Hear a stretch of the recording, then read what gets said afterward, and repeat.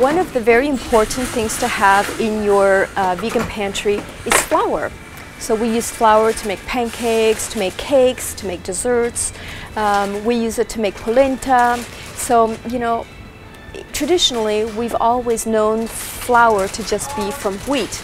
But it's not always true anymore, you know, with all the allergies there are. I wanted to show you what a vast array of different types of flours we have at our disposition.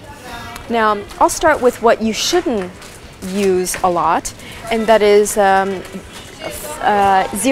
flour, and that is super bleached, refined white flour. It's not only too refined, it has almost no nutritional value. It could provoke allergies because of the ways that the wheats have been bred and genetically modified, etc. So at home, if I need to make a really delicious dessert, a cake or something, I try to use the 0, and I often mix it with whole wheat just to sneak that nutritional component in there. Now, as you can see, there are different types of flour. We have spelt flour, which is really wonderful to make desserts because it makes the cakes soft and fluffy. We have rice flour. Now, rice flour is an important ingredient for gluten-free cooking because it's used to bind, it's used to add body, but it does not contain gluten. There is also, oh look, there's also buckwheat flour, Gran Saraceno. I use this a lot. I add it to my pancakes and waffles. Oh my gosh, it's really delicious. And I mean, this has so much fiber. It's really amazing. There's even green lentil flour. So you can use that to make vegan burgers. You can make that, I mean, there's just so many things that you can do. You don't need to rely on wheat flour anymore because wheat is also acidic. So I try to get people to wean off of it. I still eat it, but with much, much less frequency. And also I use a lot of other alternatives. There's also millet flour.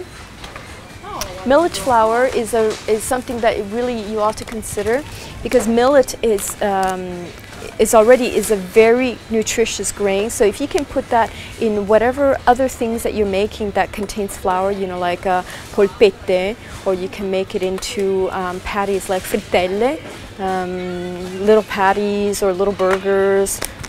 This is really like it has a heavy nutritional impact. So we're up to corn flour. Now, corn flour is something that is abundant at this time of year because we're starting autumn, so you make polenta. So you have instant polenta that you can make in no time at all, or there's the traditional polenta that you stand there and that you stir and stir for 25 minutes. Now, that's personal preference. You can do whatever you prefer. I often opt for the instant ones because I often don't have much time. Let's see. So here's another one of my favorite foods is chestnuts. Chestnuts, it comes in whole, fresh, dried, or in flour. Now, there's a recipe called castagnacho, and it has chestnut flour and chocolate. That is completely gluten-free, and it's delicious. It's naturally without eggs. And then the last but not least, we've got chickpea flour. Chickpea flour is a really important part of my cooking because I use it chickpeas takes a while to cook, but in the flour form it's very quick and easy. So I can make farinata, which is a typical Ligurian dish, or I can make a frittelle, adding some vegetables with some water, and voila, it's done. So I'm taking this home with me. Look, this is my chocolate, this is my potato chips. I eat dried fruit, nature's goodness, it's sweet and tender. We have raisins. Oh, and I wanted to show you all these seeds.